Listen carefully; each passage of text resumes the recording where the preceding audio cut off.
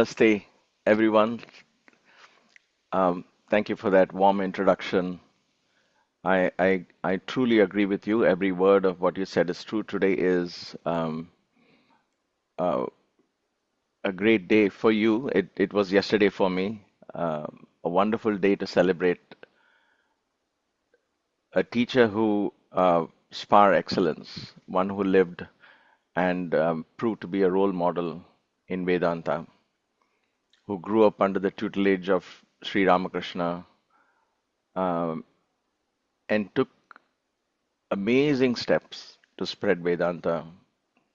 That call and the drive that he had is priceless, and it continues to inspire millions of people. It has definitely left a lasting impression on me, and I have a special place in the Gurukulam where I have a wooden carving with him because I still can't get over how one can leave not just one's place, but one's own country and travel to another country without an invitation to attend a conference. What was the drive that motivated him? So it's phenomenal that such teachers are there, and um, the least we can do is remember them with deep gratitude and allow that inspiration to settle into our subconscious so that one day it'll flower in some manner in each one of us. Thank you for this divine opportunity to share a few of my perspectives on this wonderful practice of meditation. The format of today's class is, or today's session is very simple. I'll speak for about 20 minutes, 25 minutes or so, give you a basic idea. Then we will open it up for 15 minutes or so for Q&A, or 20 minutes, and then we will end up with a short guided meditation. The purpose of today's session, as I understand it, pardon me, I've got a slight cold. Um, so the purpose of today's session is just to give every one of us in this group that there could be a very ardent meditators, if you will, people who have taken that up as a sadhana, people who are very new to this whole concept, people who are very just purely curious. But I'm trying to use this session as merely to give you a bird's eye view, if you will, an overall orientation into what is this practice and how does it fit into the overall scheme of the I am God, Aham Brahmasmi principle, because ultimately everything reaches there. It's also not coincidental that today being Swami Vivekananda's birthday, we are talking about this because Vivekananda is one of the greatest contributions of Swami Vivekananda was Raja Yoga. He brought Raja Yoga back from its dusting shelf, if you will. Uh, Patanjali Yoga Sutras and Raja Yoga itself was something hidden inside the ashrams, taught in very small groups because there is a lot to learn in that. It's not a very simple, straightforward science. It's not a philosophy. It's basically a practice. And therefore, he brought that out into everyday conversations, into people's lives. So in today, the culmination of Raja Yoga is dhyana. So the eightfold steps of Raja Yoga is Yama and Niyama, which is the basic lifestyle that is supported. We're not getting into the details of this because that will take many classes, if you will. Yama and Niyama, then there is asana, there is pranayama, pratyahara, then dharana, then dhyana and samadhi. So dhyana, which we're talking of, if we can understand dhyana loosely translated as meditation, is just one step before the ultimate merging into the infinite, before the river becomes the ocean. The river meditates upon the ocean and slowly is drawn towards the ocean and finally it merges into the ocean, right? That's samadhi. So it is Swami Vivekananda who actually brought this back um, from where it was hidden among the Upanishads and so on. Patanjali Yoga Sutras itself was a culmination of many Upanishads that had talked about this, like Sandalya Upanishads and others had talked about this in various formats. Um, Tirumular in India, in South India, he had talked about it. And so many others, teachers from the past had talked about this. Then Patanjali, who was supposed to be Tirumular is from the south, for those of you who don't know, they were contemporaries. So they both wrote in different languages. So Patanjali comprised this into the Yoga Sutras, as it is believed, because Patanjali didn't sign his name on it, like Tirumular did. But in 11th century, there was during the King Bhoja's time, a scholar or King Bhoja himself ascribed the Yoga Sutras to Patanjali, and therefore we call it Patanjali Yoga Sutras. Patanjali Yoga Sutras is Raja Yoga, the yoga which culminates in meditation, and meditation that leads to the oneness principle. And that was propounded by Swami Vivekananda. In fact, there is a small booklet. I'm sure all of you would have that booklet if you're a follower of Swami Vivekananda. I do. And that was one book I read in the 80s time again and again and again, because it is a very beautiful introduction to this whole concept of meditation. Because Raja Yoga is the king of yogas, and the king of yoga is that which makes you the king. In other words, you become the Brahman. That is the purpose of meditation. So I don't necessarily teach meditation as a way to reduce stress. What do I do for just stress relief? This is all very high philosophy. Teach me for stress relief. I don't do that. Why? Because I personally believe that all of the stress and this chaos is simply because of this fundamental lack of identity. We have forgotten who we are. We have forgotten our divine nature. If we truly realize that the God principle is within us, and all we have to go is find out who we are, and that lack of identity is the cause of not only chaos in the world, that there is stress, and that's as long as that identity is lost, and we have clinging to a false identity. Like I am Sundar, I was born in Mumbai, or I was this and I was that, and I am from this religion, I'm that. I have imprisoned myself into a set of beliefs, and I constantly reinforce that belief patterns, and they become more and more real because I'm constantly reinforcing. I like this, I don't like that, this is good, that is bad, this is moral, that is immoral, and we go on and on and on. I go on, and therefore I build a reality that is Sundar. And then I try to meditate to make Sundar less stressful and all of that. So I built an illusion, and then I'm trying to make peace with that illusion. And that's a fundamental flaw, which is why Raja Yoga is the king of yogas. It takes you beyond this. Okay, it's a child who's trying to play with a toy, and the toy is kind of broken and flawed, and he's trying to fix it and fix it. And he's going to his parent, his father, his mother, his grandmother, grandfather, please fix this toy, please fix this toy. And no amount of anybody's help can fix the toy because the toy itself is basically flawed, if you will. And that's it. Our identity is flawed as long as I, for example, think of myself as limited to this body and mind. And this idea that I am Sundar. Sundar is a part of me, therefore who am I? And that who am I question is what is the crux of meditation. Going within to discover who you are. And since the potential of who I am is infinite, the word infinite can be again loosely translated as Brahman. The Brahman is infinite. There is no point where I'm going to say, aha, I got it, I am Brahman.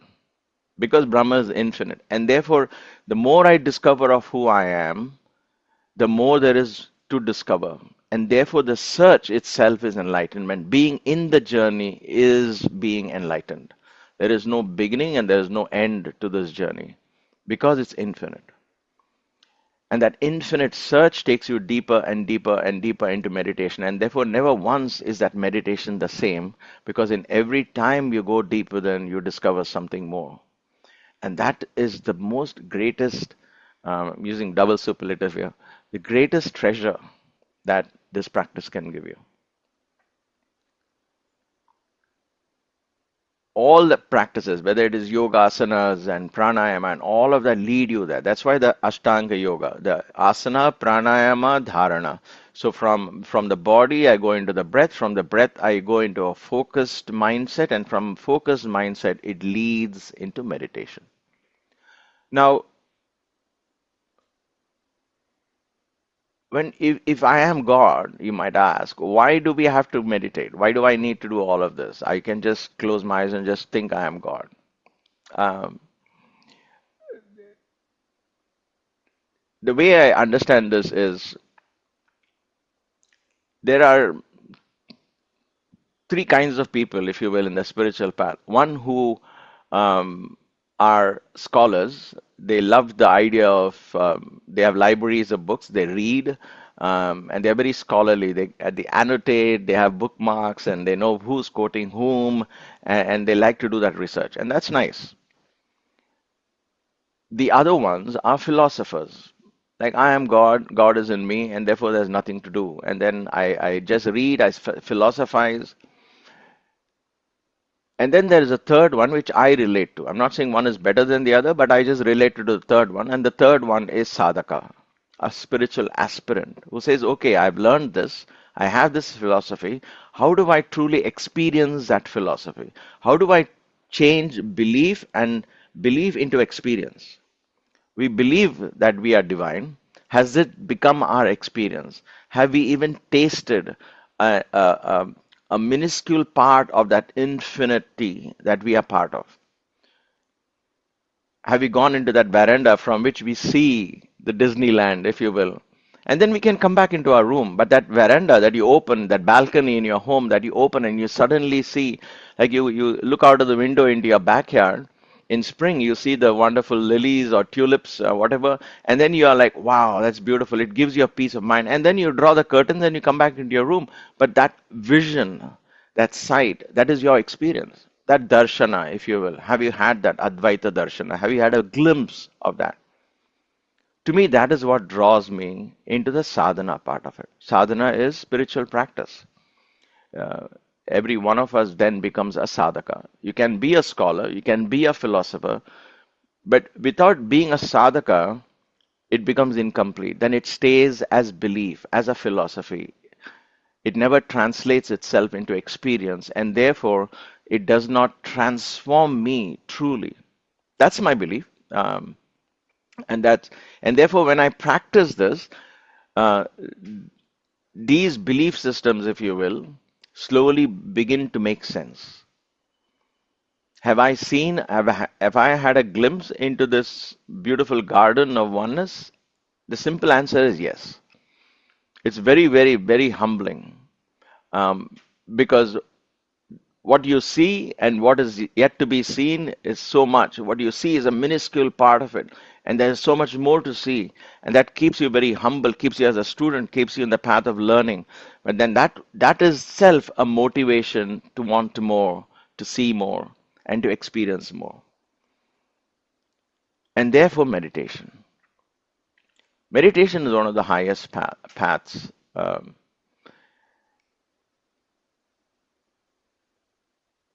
But before we get into anything close to techniques and so on and so forth, when to do, what to do, how to sit, how to breathe, all of that, let me make one point again very clear, because this is only, like I said, orientation. I'm hoping to, once I settle things, we have inauguration coming up in less than 3 weeks. But once we finish all of that, the Gurukulam in Kanchipuram, I want to start these things as courses, learn it as systematically courses. Of course, everything that we do is free. So you're all welcome to join. I'll keep Purnima ji informed so she can pass it on. The idea is, because meditation is not just a matter of technique, it is a lifestyle. Let us say you want to meditate 10 minutes a day, fine, or 20 minutes a day. The effectiveness of the 10 minutes or 20-minute practice depends on what you do the 23 hours and 40 minutes the rest of the day. Simply put, I cannot be leading a lifestyle which is completely in opposite poles, if you will, in a different direction, and then suddenly sit for meditation and expect things to change. It just does not happen. That is why in the Raja Yoga path, Yama and Niyama was the very first step. That means first establish a lifestyle with certain grounding principles. certain ethics and moral principles, certain lifestyle. I would call it a mindful lifestyle. What do I eat? What do I watch? What is the quality of my conversations, right?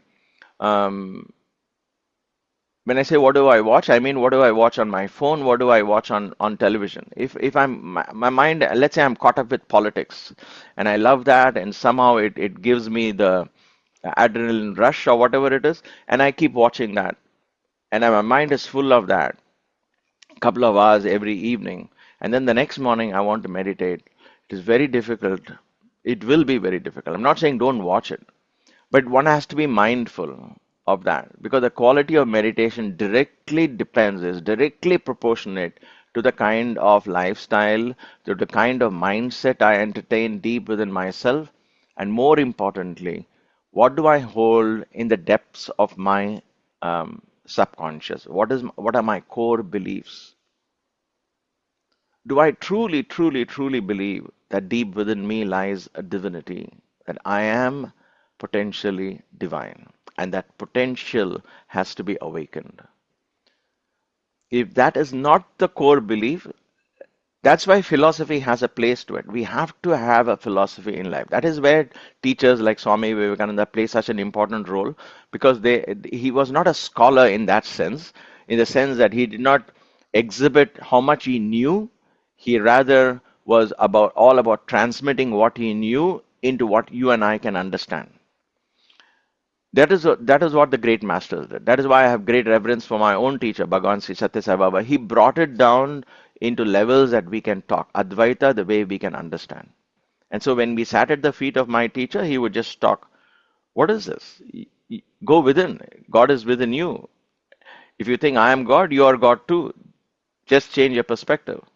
And so that has to be a core belief. If you think there is a God out there somewhere, and somehow he is out there and not here, he or she, and then he likes this prasad or he likes that kind of, all of that is a path that opens to that oneness. We have to understand that. But don't, if we restrict like that, if that is not our core belief, then we may be missing, there will be a missing link in our meditation. If you take Bhakti path, if you talk of Sri Ramakrishna himself, he became one with Mother Kali, right? That door opened finally, the third eye opened, her form disappeared, and he was drawn into that light. What a beautiful way to document that experience for you and I to draw a parallel, correct? And so it is with Mirabai, who was searching for Krishna everywhere, and finally she sang Payo ji maine Ram Rathanadan Payo. I found the secret of Ram. I found Krishna in my heart. So there's a pining stage, there's a yearning stage, but bhakti has to lead into oneness, and therefore that bhakti matures. And that's how it is with every practice, whether it is Saint Tulsidas who wrote the Ramayana, or it is Bhakt Mira, or it is Tirumular, or Patanjali, or Swami Vivekananda. It is all about the devotion to one's guru, the devotion to one's philosophy, the devotion to one's, all of that has to finally merge into the content that all of this devotion, the context. The Krishna was the heart and soul of Meera. She became one with Krishna consciousness, which is Advaita. Krishna is another a symbolic way to understand Brahman. Shiva is the same thing with Tirumula. He becomes one with Shiva. And he says ultimately, Anbe Shivam, God is love, love is God. And so it is with Vivekananda. So it was with Sri Ramakrishna Paramahamsa. So it can be with you and me. Meditation is not just for the chosen few, it's for every one of us. But it demands a lifestyle. It demands a deep-rooted philosophy, your core belief. Without that, all of the rest will only be band-aids, if you will. It might give you temporary relief, but then it doesn't give you lasting transformation through experience. Now, so I set the basis for it, and then very briefly, let me talk about this. There is an element of the body involved in meditation. There is an element of the breath involved in meditation. There is of course, the element of mind that is involved in meditation. These are not three separate things, because where does the body end? Where does the mind begin? Where does the mind end? Where does the spirit begin? Do we have these lines drawn very clearly to say, oh, I'm not interested in this physical things. I just want only the spiritual things. Physical thing is a reflection of the ultimate spirit. So if the mind is deeply rooted in spirituality, it will reflect itself in the breath, and if the breath is calm, it will reflect itself in the body, and the body's health, and all of that is a reflection of that. And therefore, in meditation, we link the three. That is why in the Eightfold Path, you have asana, pranayama, then dharana, right? There is a reason why the rishis have given us that. There is, so how do I sit becomes an important part. When Baba would tell us this very often, if the jug itself is moving, then how will the water inside be still? And therefore, the body is like the container. The body is the vehicle that is going to lead us and give us this highest experience. And therefore, how do I um, relate to this body when it comes to meditation? Apart from the lifestyle, eating habits, and all of that, we'll talk about it later. I also have a 60 classes in on my channel called the Kaivalya Marga. Kaivalya Marga is the path to this oneness. Kaivalya comes from the word Kevala, Kevalam. Kevalam Jnana Murtim, as Adi Shankara says. So Kevalam Kaivalya, that path is this. So there's a whole lifestyle. We have to tune into the five elements and all of that. But talking about the meditation, the way we sit is very important. I know these days when we talk about the modern kinds of meditation, there are people who have talked to me about it. Oh, I just like to sit in my recliner, lie back, and close my eyes. Why can't I meditate like that? I said, you're relaxing. Call that relaxation. Don't call it meditation. Okay, I'm very traditional when it comes to certain things, and certain other things I'm very, very liberal. What is that? When there are certain terms like dhyana, meditation, we can't just loosely define it and use it just because it's more convenient. So lying down on your yoga mat and doing meditation is called shavasana in yoga nidra. That's another form. Lying on your recliner and then just closing your eyes and listening to soft music and trying to meditate, that is relaxation. But the Raja Yoga meditation, the meditation that yes, Vivekananda talks about, the meditation that is taught in by the rishis, the meditation, the way I relate to it in the Hatha Yoga Marga, is sitting, where the spine is straight. That's the only requirement. You can sit on a chair, you can sit on a stool, you don't have to sit on a lotus in a lotus pose or in Siddhasana or Padmasana. We can talk about those techniques when I do these courses and things like that. But what is most important is the spine is straight. We are the only species among the 85 or 86,000 species that is available today on Earth where the spine is absolutely straight and the brain is here. So that the spine becomes an extension of the brain. If the spine goes like this, then the lungs, which are here near the heart region, gets compressed. If the lungs are compressed, the breath is, you're not unable to breathe freely. And if you're unable to breathe freely, then the connection from the body to the mind becomes retarded. Why? Because the breath is the bridge that connects the body to the mind. And therefore, if we sit straight, the lungs are able to breathe freely. Pranayama becomes easy. And pranayama is a link between asana and dharana. Asana, pranayama, dharana, right? Sitting straight is most important. It's not like ramrod straight, comfortably straight. There is this versus this. You see this? This, my hand is stiff. You don't have to do this. Just comfortably straight. Okay? We have all been there, done that. I'm sure it's not very foreign to us to sit straight. That's the number one. Number two is the breath. From the body into the breath. Then we take our mind's focus to the breath. And in that breath, we simply begin to focus on inhalations and exhalations. We count in inhalations, we count exhalations. We can do a simple count like breathe. We'll do that today when we do a guided session. It is simply like, I breathe in 2, 3, 4. I breathe out 2, 3, 4. I breathe in 2, 3, 4. Breathe out 2, 3, 4. I can simply count numbers. Even before we go guided, I'll just do at the end of this talk, I'll just do a simple thing that you and I can just relate to this breathing. I can do this as a simple count in and out, but simply numbers bore me. Okay. So I have again on the channel called Ram Nam Pranayam. Simple name of Ram. Ram is just a bija akshara. For those of you, if you are pure Advaitists, all this is simply is a sound, Ram. So the Ram is the sound that symbolize the Agni energy. It okay, and therefore all I do is I bring the flame into focus, the Agni into focus, the flame, the fire that is all over the mind. I bring it into focus by chanting Ram. There's a power in that name, okay? And therefore, what do? I just breathe in Ram, Ram, Ram, breathe out. Ram, Ram, Ram, breathe in. Ram, Ram, Ram, breathe out. Ram, Ram, Ram. So I mentally do it. Of course, when I say it aloud, the breathing doesn't happen. So when I breathe in, I chant Ram. I breathe out, I chant Ram. So there is a count that keeps the discipline of the breath. I try to bring it into general rhythm, a rhythmic pattern, and then comes meditation. Now, here's the best part the way I teach it. I don't teach beyond this. Why? You can take the horse to the water to drink, right? You can't make the horse drink that water. I take my horse to the river every day and I wait for the horse to drink the water.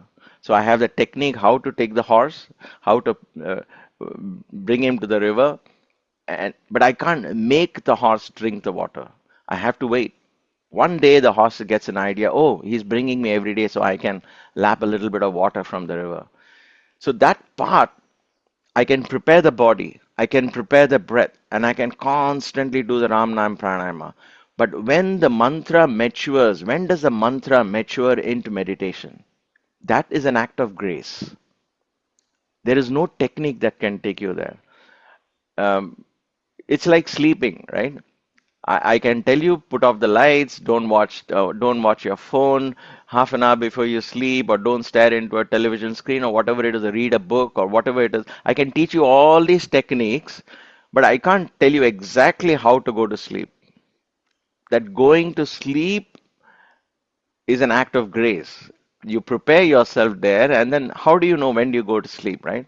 And therefore, there is no technique in that meditation portion that can be taught. I can teach you techniques that can prepare you towards that. And therefore, how do I sit? How do I focus on the breath? And then that rhythmic, hypnotic chant of mentally chanting that mantra and allowing the breath takes you into the realm of the mind, because by then the mind is caught into this trance-like state of just chanting, chanting, chanting, chanting, and then it'll automatically, as an act of grace, mature into meditation. And that meditation could be a few moments of deep silence. Don't worry about the time at all, but in those few moments there is a possibility that you get this glimpse in that silence. It is only in the depths of silence, my teacher Baba would say, it's only in the depths of silence the voice of God can be heard. That's why Dakshinamurti, who's the Adi Guru in Gurukulam, Dakshinamurti teaches in silence. That means the voice of God, the intuitive connection to who you are, happens in that silence. That has been my practice. That has been most helpful for me to constantly focus only on the breath. There are times where I would just do only the breath and nothing would happen. And then I would walk away. There is nothing, there's no such thing as there is no, you don't get into a meditation session with a result in mind. You go to it because there is a joy of going back home. I'm going back home. And going back home is going within. And so you sit, you simply focus on the breath for a few moments. However long you want to plan it, just sit and focus. Let that be a very natural, the blooming of the rose or flower cannot be forced. There is no you can plant, you can put all the manure, you can do all the planting, then you have to wait for spring, and then at the right time it'll happen. Let that happen on its own. Let that flower bloom on its own. Let that mind slowly open up into the Medha Shakti, and let that intuition, the Medha, connect you. That knowing will be yours, your personally. You cannot even share that joy and that knowing to others. I'm sure all of us have experienced it in spurts here and there during a bhajan session or during prayer or during just deep contemplation. We would have had that glimpse. But when we do it systematically, very beautifully, the horse will know every time I go to the water, I have to drink. And that's what will happen. So when we do it systematically, daily sitting it, choosing a time for practice, and doing it daily at a fixed time, no matter what, that's your inner time. There's a space. That's my space for myself. No phones, no children, no spouse, nobody. This is me, and my inner divinity. And I go there every day, then the mind begins to get it. And beautiful. It just, that discipline is all that is required initially, and that opens the door to deep meditation. So all you need is to sit straight and focus on your breath and have a mantra. I use Ram, you can use anything that you want. And then just go on rhythmically. You breathe in for 4 counts, you breathe out for 4 counts. Just at the very first basic level. You breathe in for 4 counts, you breathe out for 4 counts. Later on, you breathe in for 4 counts, you breathe out for 8 counts. So you exhale fully, you detoxify your body. Most of our detoxification happens through the breath. More than 70% of the body's toxins are released through the breath. So I breathe in for 4 counts, breathe out for 8 counts, breathe in for 4, breathe out for 8. All I have to do, if I can bring a mantra into this, that has a very beautiful chance of maturing into meditation. I will stop here because I think I've covered the basics. So we'll open it up for a few minutes of questions, because I don't want to run out of time. And let me know if what I said makes sense. I've kept this, I didn't invite anybody else. I just kept it to your group. I didn't share this link because I wanted it to be an intimate session, because that's the only way subjects like these can be learned and talked about. So I'll let the moderator open questions, or if there's anything texted, you can read it out to me. If somebody wants to come online and ask a question, please do so.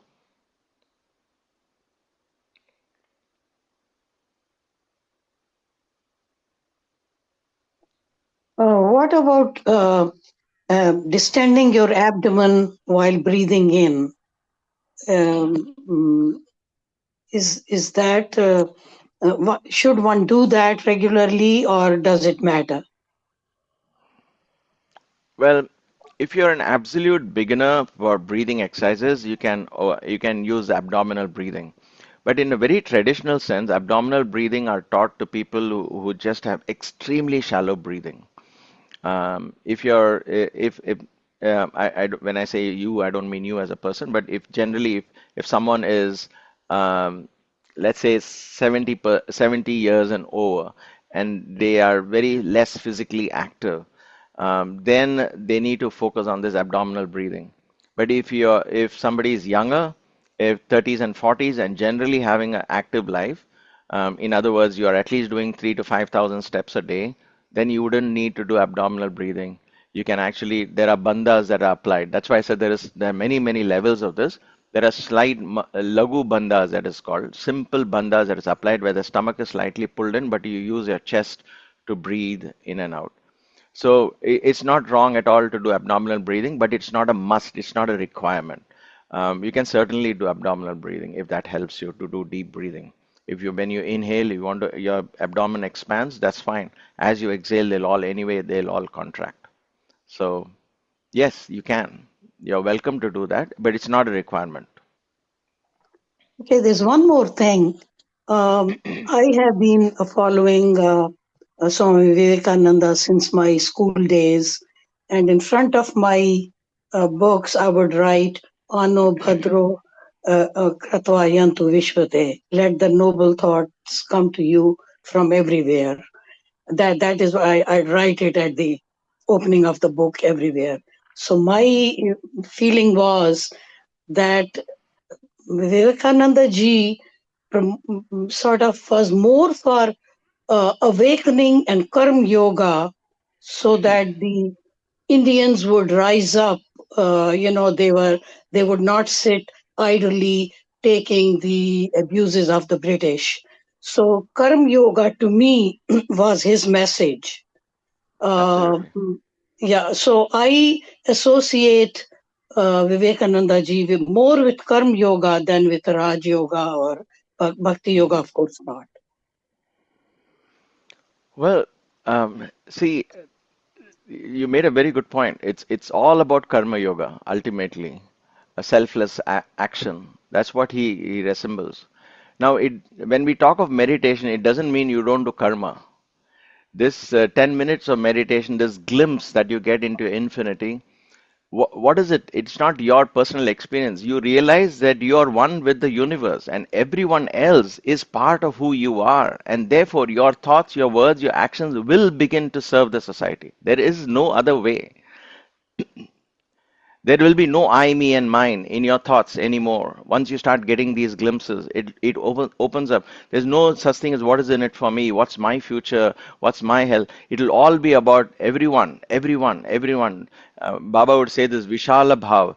This comes naturally. And so you will be drawn into service to the society. You'll be drawn into that, not because you're doing karma yoga or bhakti yoga, but that's your call. That will be your call.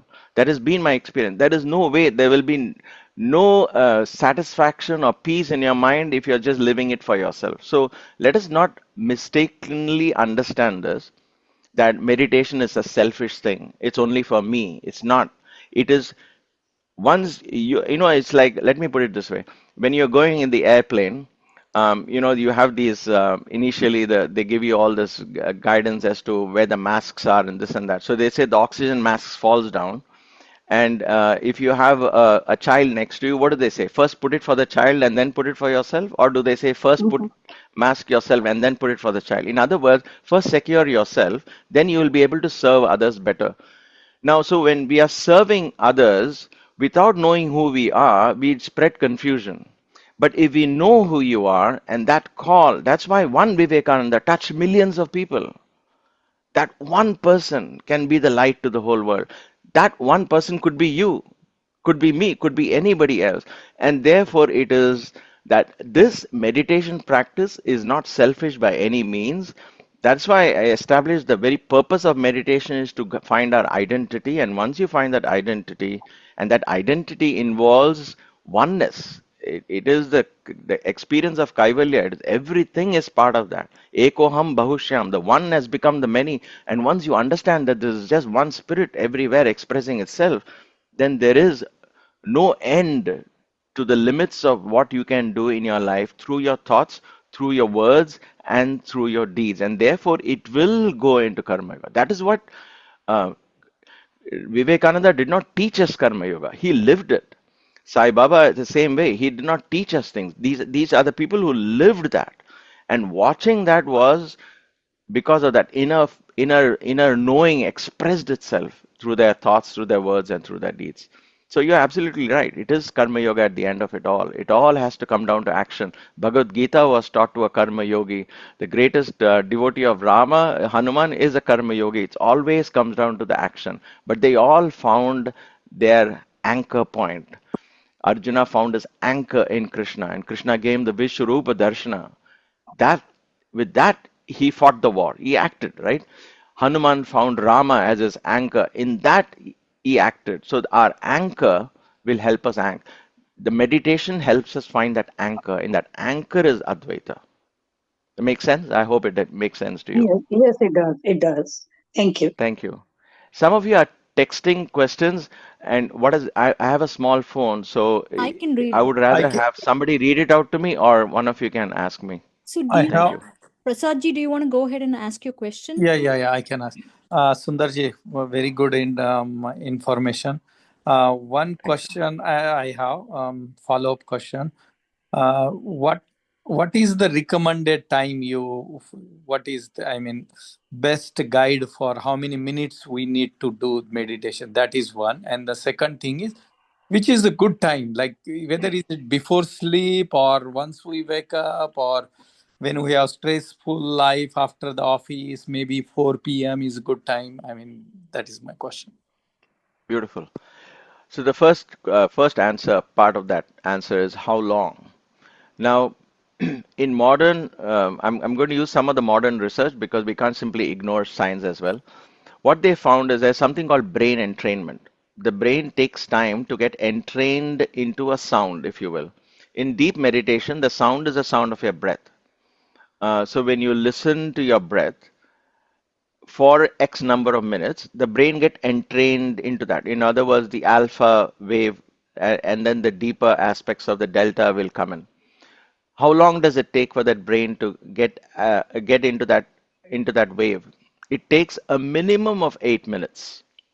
So I would recommend a minimum of 8 minutes, and ideally anywhere between 15 to 16 minutes is ideal practice of meditation. Considering that if there's a if you have a working life, active life, if you just have to find some time, I would say at least 16 minutes because the first half of the 8 minutes is the struggling part where and I say struggling, sorry. When I say struggling, I mean the mind is all over the place. You start breathing, you start focusing on the mantra or the breath, and slowly it takes about 8 minutes. And then the next 8 minutes is when you actually simply enjoy that rhythmic pattern of breathing. So 15 to 16 minutes is what I would suggest. But don't go below 8 minutes because it may not even serve the purpose because the brain is not even settled, correct? Now, that's one part. The other part is what time? Again, an excellent question. We go with what nature tells us, right? Nature, the dawn. At dawn, dawn is a beautiful time. That's why we have Sandhya. Sandhya times are not simply, has not been uh, praised in Indian spiritual paths, if you will, in the path of rituals, if you will. Sandhya times, it's in the early morning, the dawn, and the dusk, or midnight. There are three times. These are times where the nature is very powerful. So the morning it's neither awake nor asleep. The mind is in that hypnagogic state, which is the perfect time when you get up in the morning. I know we all get up thinking what is the rest of the day starts flashing before us. That's because we have trained ourselves. But then there is an element of slowness, right? So when you get up in the morning is a beautiful time to just get up from your bed and go to the bathroom and things like that, and then sit down and meditate, and then go worry about brushing your teeth and having a shower and all of that. That's a very beautiful time if you just want to go into meditation. That's what I do personally. I get up in the morning and I straight away go for my yoga practice. After going to the bathroom, I just go straight. I don't worry about brushing teeth, nothing. I will left to myself. Okay. When I do a class, of course, I make sure I brush my teeth because I don't want my students to turn away from me. But generally, for my practice, like I do now, I go straight away into practice because that's a beauty. I don't want to disturb my half sleepy state. Like these little children when they get up and they walk, half asleep, 3-year-olds, 5-year-olds, and they drag themselves around. They look so cute. That's the beauty of that mind. So there is a child in us that is wants to sleep, wants to stay awake, and therefore use that and hold that state in meditation. Easiest time is in the mornings, early in the mornings. Your phone doesn't ring, the life has not got busy, you have no excuses. And so that's the one time. The second good time is the evening time. Like you said, after you come back from work, 4 o'clock to 6 o'clock or 5 to 7. That Sandhya, another Sandhya time is very nice. To me personally, that is my second choice. It could be very well your first choice. I don't know. Each one has to decide that. You can try it and work around. For me, it was always there because in the ashram where we lived, we had bhajans every evening. So Sandhya time, even to this day, for me, is bhajans leading into meditation. So that's a different practice. Mornings were always Om chanting. We would begin our day with 21 Oms. And for us, Oms were a beautiful way to go into meditation. So Morning is strictly for meditation, evening is for bhajans and the bhakti bhav, if you will. And so evening is a good time. There was another third time which I would do for many years, even to this day I do, but not regularly as such. It's not on my calendar to do, kind of a thing. That's midnight. It may not be practical for many people, but that's a very, very beautiful time, where the whole everything is so quiet. And so that's a very beautiful time. I especially use that during Amavasya, during the new moon, when the mind is completely, the mind and moon are related. And there is a philosophy around it, and so on and so forth. But Thanks. and so when in the new moon, the mind is completely almost absent. So in the darkest part of the night, it's very easy to go deep into meditation. So these are some of the times that I would suggest. Of course, midnight may not be practical for most people, so I'll keep that out of the context here. Early mornings is perhaps suitable for almost everyone, whether you're retired, whether you're working, however busy you are. I'm sure you'll find 15 minutes early in the morning. If you don't, then get up a little early and get into this practice. Thank you for that question, though. Wonderful. Thank you. Thank you so much. Thank you. You're most welcome. Srinivasji, do you want to read out your question or do you want me to read it? You can I read can. it out. Oh, you can read out? Yeah, nice.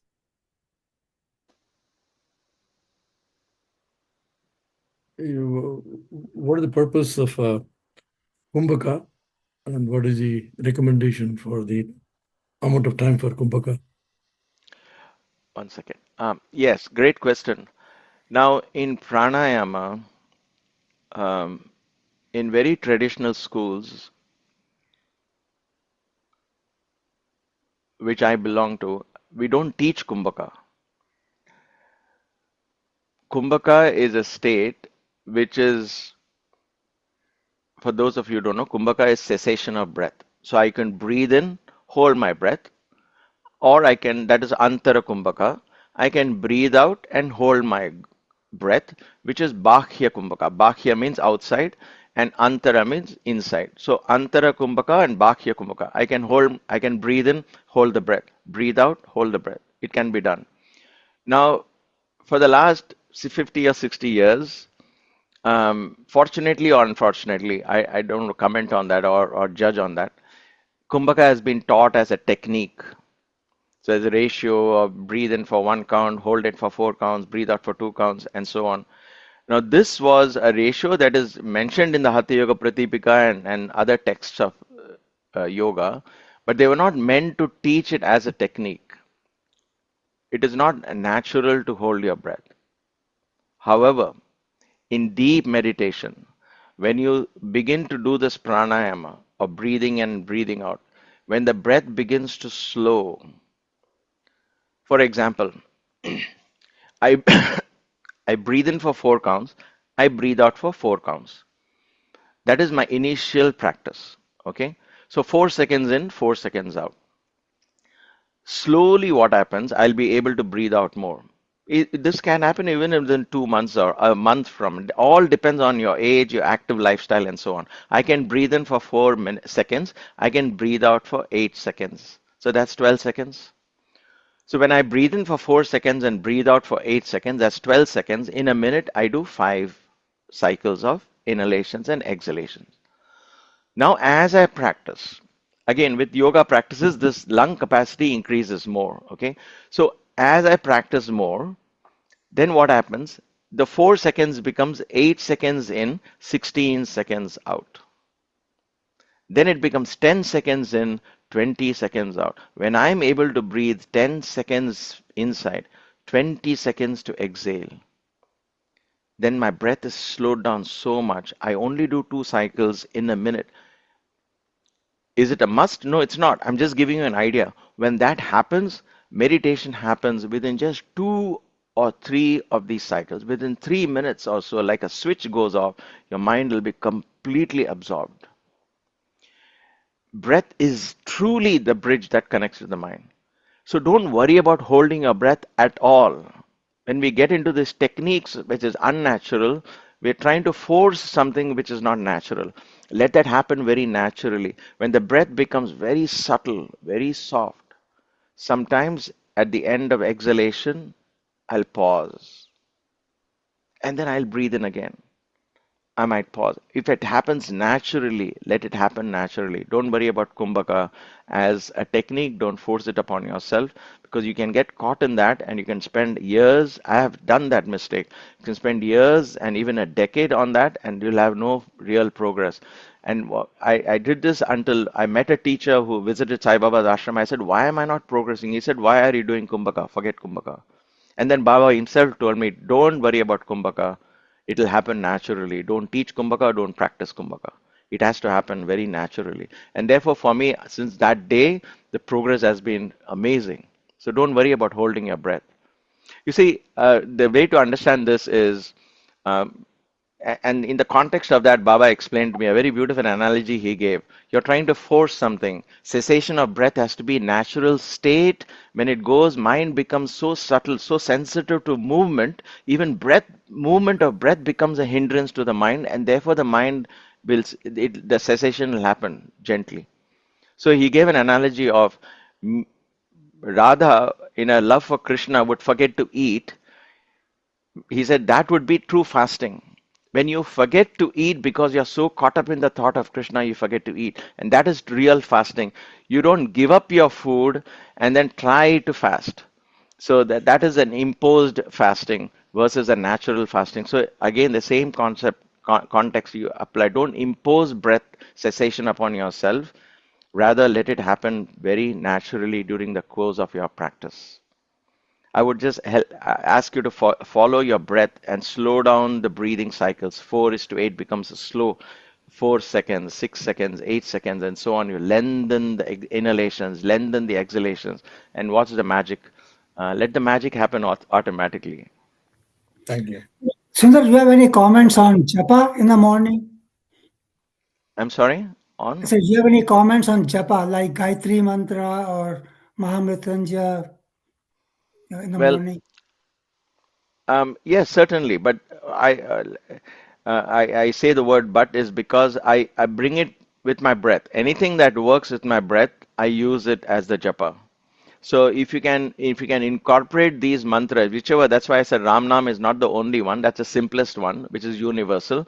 But if you can incorporate the Gayatri into your breath and combine it with your breath, then what happens is the mantra and the meditation go hand in hand. It becomes very contemplative. What happens in mantra chanting is more often than not, we get caught in the number cycle. We get caught in the number game. I have to chant 54 times. I have to chant 108 times. Oh, I don't have time. So my japamala goes faster and faster. It's never a number game. Mantra is never, never, never, ever a number game.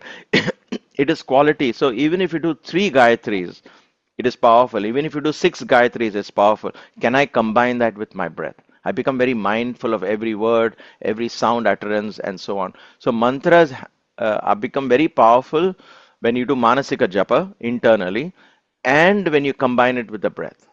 So think about that in your practice. But otherwise, if you want to do mantra as a earlier stage, as a prelude to meditation, that's perfectly good too. Mantras, bhajans, all of that become a prelude to meditation. Meditation is where the mind silences itself and goes into the beyond, right? That's the highest. Everything else is a preparatory. Asanas, pranayama, mantra, bhajans, all of these are prepares you to that ultimate silent reunion with the divine within. Thank you. You're most welcome. Prem, you want to go next? Yeah, I mean, it's a very simple question. So, um, is there any pranayama technique that you recommend? So, I've been as part of my yoga asanas. Before I start my asanas, I do the meditation techniques. I start with Anulom Vilom, then Chandra Bedan, and then Surya Bedan. And like you said, I slowly try to elongate my inhalation and exhalation, with as the days progress. But is there anything in particular that you recommend when it comes to Thanks, pranayama? Prem. Yeah. Thanks, Prem. So a couple of things. One is the path of Raja Yoga, the way I followed it, is asana first and then pranayama later. Because asana, pranayama, dharana, dhyana, that's kind of you start with the body, go into the breath, go into the mind, from the gross to the subtle. So when I practice asanas, I begin with asana practice, and then at the end, towards the end, because during the asanas I become aware of my breathing, I become aware of the breath, and then slowly I stop asanas, go into the breath. So for me, that journey makes more sense than practicing pranayama before and then disturbing that whole thing with bodily movements. So think about that. If you want to try it out, play with it and see what works for you. I wouldn't say my what worked for me will work for you. That's number one. Now, as far as techniques are concerned, for all of you, I would share a link with Purnima ji. I had done during the COVID time as part of represents the Vayu principle and so on. I did a 111-day course of breathing techniques. I call it the Yogic Kriyas. And anything with pranayama has to take time to learn because the lungs are a muscle like any other muscle in your body. You can't straight away say teach me a technique like bhastrika and I start doing bhastrika. It may not be suitable for everybody. But how can you make it suitable is when you learn it systematically slowly from anulom vilom, from like I said, 4 in, 4 out. From there you start. Then you do the anulom vilom, the alternate nostril breathing. When do I do Surya Bheda? When do I do Chandra Bheda? If I can link it to the lunar cycles, it becomes very, very powerful, especially when you're linking it to meditation. Correct? And therefore, it is a 111-day course. I did it from Ram Navami till Tulsidas Jayanti. So we did that course. And I'll share that link. And I'd earnestly urge for y'all to check it out. It's like a half an hour session every day. Learn every technique. And once you finish, it's like three months, right? Once you finish that 3 months course, then on YouTube, it's on YouTube available for everybody. Once you finish that, then when you practice it, now that you learned it over 3 months, you will have a 15-minute practice, a very nice pranayama practice that you can do for 15 minutes every day. I would earnestly ask you to check it out because there is no other way there are no shortcuts. Today, I know when you watch a quick YouTube video, they promise you the sky, they give you a 5-minute video and say a 5-minute practice here and this and that. Those are all flashy and nice, but that's where I become very traditional. I say, no, there is no shortcut to this. You have to do it the gentle and the long way if you're looking for permanent benefits. So I will share that at the end of this session. I'll share that with Purnimaji and I'll ask her, request her to share it with you all. If that helps you all, um, then you will get an idea of what pranayama is, what are the breathing techniques you can use, and so on. Thank you. My question is like every time I try to, I've to be honest, I have not really taken any course on Yoga Sutras. I've been always interested in it, but I've never tried it. But the few places where I tried, they always skip over Yama and Niyama, and then it's always like the asanas and moving forward from there. So I was always curious to know like what Yoga Sutra really talks about in Yama and Niyamas. Is it similar to the Sadhana Chatushtayam in Tattva Bodham, or is it a different set of rules for Yoga Sutras? That's my question. Thank you. Wonderful question, Sardaji. The Sadhana Chatushtaya is like the overall preparation for anything spiritual. It's very, very broad. And so there is Viveka, Vairagya, Shat Sampati, and Mumukshutva. So that's like without that, nothing is possible. Without that, no spirituality or no going within is possible. So that's like the fundamental principle which Adi Shankara has gifted us with. And therefore Patanjali begins with the sutras, Atha Yoga Anushasanam. Atha means Atha. Now let us begin. What is that now? Scholars say, what is that now? He says, what did you do? That now you said, okay, now that is done, let us do this. So what is that? That is the sadhana chatushtaya. Now that you have done the sadhana chatushtaya, once you have understood that, let us now begin the Atha Yoga Anushasanam. It's the same thing with Brahma Sutra. Atha atha so brahma jignasa. Atha, that atha, it all like sutras start with atha. That now means now that you have done the sadhana chatushtaya, let us learn the Yoga Sutras. So scholars have divided Yoga Sutras into samadhi pada, where Patanjali explains the first quarter of Yoga Sutra is about samadhi. What is samadhi? Okay. And then comes the sadhana pada. In the sadhana pada, the next section on sadhana is where Patanjali talks about yamas and niyamas. And Patanjali has summarized. There are 10 yamas and 10 niyamas. Patanjali has taken and summarized 5 for us. He made it easier that time. So he has taken, and in the sadhana pada, you will find yama, niyama, asana, pranayama explained. That is a practice. Then comes the Vibhuti Pada. Yoga Sutras talks about what are the benefits of this practice. And then finally, Kaivalya Pada. He explains what is oneness. So that's the Yoga Sutras. The whole thing is the Yoga Sutra is a philosophy that sets the basis for our practice of the Raja Yoga, which is the Yama, Niyama, Asana, Pranayama, Pratyahara.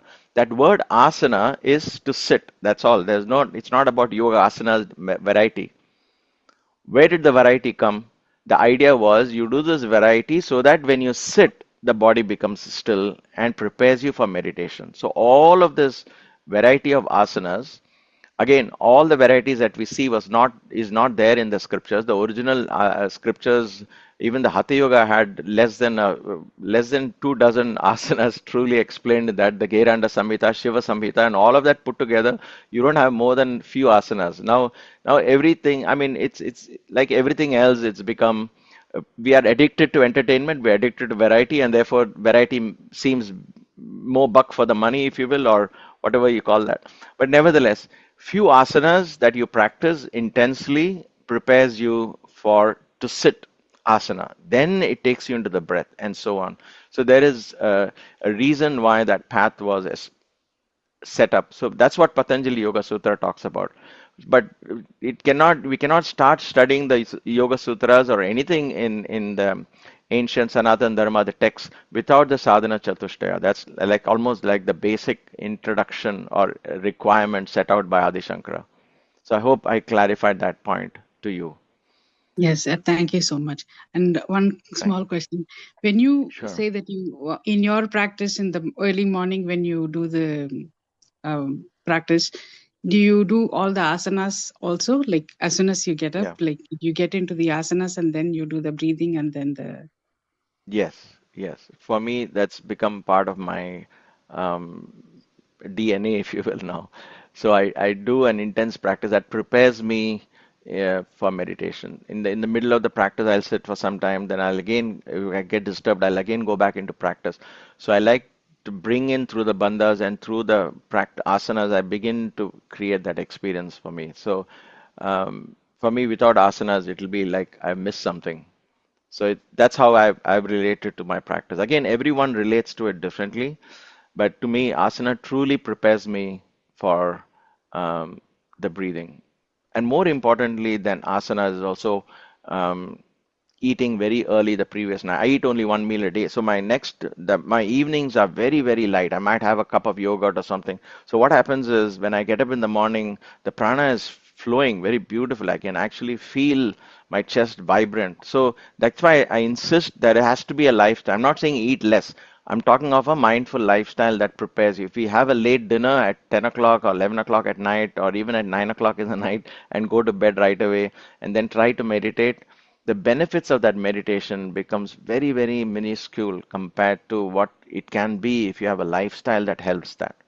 Everything revolves around meditation. In a truly meditation as a sadhana, your whole lifestyle has to revolve around that. And therefore, you eating early dinner, eating a light supper will definitely help you in the next morning for meditation. So there is a lot to fall in place. Thank you very much. It was a wonderful session. I really enjoyed it. Thank you so much. Thank you. Thank you. Sairam brother, I have a question. What is the technique to chant Om? Is there any method to follow to chant Om? Um, No, it's very simple. It's just chant Om. There is really no method in that sense. But all you have to do is you breathe in. You breathe in as much as you can, and then as you breathe out, it's more mental, right? The technique of chanting is just Om. There is Akara, Ukara, and Makara. These are the three letters that form the Om. So, but you don't go Aum. No, it takes the poetry and the music and the beauty of the Om. Just because it's spelt, it's understanding that Akara is the Jagrata Avastha, Ukara is the Swapna Avastha, and Makara is the Sushupti Avastha, and the silence in between two Oms is the Turiya Avastha. So there is the fourth state. So that's why the sound leads you into silence. Mantra matures into meditation. So as I chant the Om, I follow the sound of the Om. As I follow the sound of the Om, let it take me into the universe. My consciousness goes along with that and merges into the universe, right? So that's the only technique is more mental. Am I following the sound of Om? Where is it going? Where is the sound going? Connects to the universal vibrations and allow the mind to expand into the universe along with every Om chant. Take a deep breath in between the two. When you breathe in, become aware of the silence between the Om and again chant the Om peacefully. And I have guided sessions, meditation sessions uh, in chanting the Om itself, 21 Ohms, as I practice the seven chakras, 7 into 3, 21. I'll share that link as well with you all. Please see if that helps you. Again, Om is a very, very beautiful and very, very powerful way to connect, especially since you're all into the Advaitic field, you will relate to this beautiful sound of Om that can connect you to the infinite. So I'll certainly share that as well. I know we are running out of time. I can take more questions, but we may not be able to do a guided session because I have another meeting coming up, and that's why I hate to close this fast. But I hope you understand. But nevertheless, I still have time for one or two more questions. So please feel free. The satsang has to be fulfilling to everyone. But I will definitely share these guided meditation sessions that I've done again as a link with Purnima ji, and she can pass all these links to you all as a follow-up. I hope that makes sense. Yes, thank you, Sairam. One more question. To get the effect of meditation, Guruji, how many days do you think? Is it 3 months, 6 months? Like, Okay, great question, Prasad ji. First of all, don't call me Guruji. I am Sundar ji or Sundar. I'm just a sadhaka like you all. And so, a very simple thing, Prasad ji, is don't get into these practices with the result in mind. How uh, long will it take? Because correct. we are taught, see, what has happened is right from our childhood we are taught, kindergarten we have to pass, then go to first grade. We are taught to progress. We are taught to expect something at the end of it. Spiritual practices are done for the joy of doing it. Don't worry about the result. If you're thinking of a result and there is an expectation at the end of it, I can give you a guaranteed response that you will be disappointed. So there is zero, I, there is no expectation. I'm doing it because I just want to silence. I want to go within. I want to enjoy, become aware of my breath, become aware of my mind, become aware of myself. That's all it is, right? It is the being. It is not becoming. Being and becoming. Swami Vivekananda ji talks so much beautifully about it. It is the magic is in being, not becoming. Expecting a result is becoming something. You and I are not becoming divine. We are not getting into some foreign land. We are not expecting a result which is foreign to us. We are going back home. We are going back to ourselves, and therefore being is important, and therefore every practice is complete in itself. Every session is complete in itself. Remember that it's not a means to get somewhere. And your question makes a lot of sense because I would have missed this point. So thank you for this question. Don't use meditation as a means to realization. No, meditation is realization. At that moment, go back to being the divine self. Experience that divine self and every day reiterate that. Then the divine self becomes real, and in this kind of imposed self, Sundar becomes less. And the Krishna, the Sai, the Shiva becomes more real, the Brahman becomes more real. Because every day now, Sundar goes back to being the Brahman. And therefore that becomes more real. So every session is complete by itself. So if you are looking for the result is in day one itself. but don't use it as a means to get somewhere, then the means becomes constantly you're setting up some expectation, and at the age of 80, you'll be still waiting for liberalization, if you will, or enlightenment. You'll be waiting because waiting becomes the game. Waiting becomes reality. Let every session be complete in itself. That's why we say Shiva Arpanamastu, Brahma Arpanamastu at the end of it. I offer this to the Brahman. That means my practice is so beautiful, I offer it to the universe because it's not mine. I don't have any expectations from it. So please get into spiritual practices without any expectations. Sorry if I disappointed you, but that's the No, hard no, no, truth. no. I had that curious question. But one thing I read about in the like science, as you know, that science we cannot negate. Science Yep. has proven that meditation practices increase the positive or the happiness in the mind. I think they have proven with that some linkage, right? So Uh, Yeah, absolutely. That's why I said I use the term going back home. It's very, see, when you come home, you're least productive. What do? Nothing, right? You come home, you eat and you sleep, you're with your family, you just wail time. You're not making money at that time, you're not earning nothing, right? But that being home energize you to spend the next day hard at work, correct? So this going back home will definitely all those benefits as science is finding out. We don't have to chase it. It is going to be natural. actually, All of that will come naturally for us. Health, peace of mind, all that will come because every day I'm going home. But if I set that as a result, then I'm stressing myself to say, oh, I practiced 3 months, I am not feeling anything, and so on. And that's where I add stress to the existing stresses that I have. So go into it for the joy of it. Joyfully participate in your sadhana, in your practice, whatever that sadhana is, especially if it is meditation. Joyfully do it. beautiful, fantastic. Thank you, Sarji. Thank you, Saira. Bhavna ji, I think you have a question. Do you want to just read it out? Just I have one question that everybody says early morning. So what is the good early morning time? Like 4 o'clock, 5 o'clock? That was my question. All right. So I lived in Cleveland, Ohio for 25 years, and we moved last year to Kanchipuram, India. So in Cleveland, and I know Boston, these are all Northeast America. So in winters, such as now, it is almost impossible to get up early in the morning. It's extremely cold. Even if your home is in this thing, the nature is not awake that time, right? So we have to tune into what nature is telling us. We have to go in harmony with nature. Don't have fixed times and alarm clocks for meditation practice.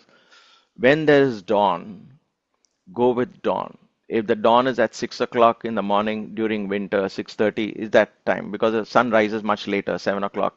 So 6 o'clock is the right time during winters. When it comes to summer, it'll switch earlier. It'll go to 5 o'clock and so because it's so if there is a math to it, I would say 48 minutes before the sunrise, any sunrise, whenever that is. Okay, that is one muhurta before the sunrise is a nice time to practice. So one muhurta before the sunrise is a nice time to practice meditation. That is 48 minutes before sunrise is a good time to practice Thank you. meditation.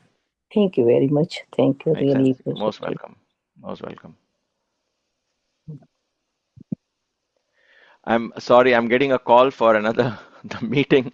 I have to rush back. I hope y'all don't mind. No. I hate to bring this close. Um, Thank you, Sundarji. I'm Thank you, very happy that you Sundarji. had so many questions and so much interest. We can definitely do a follow-up session later if you will. Thank you. Have a blessed evening.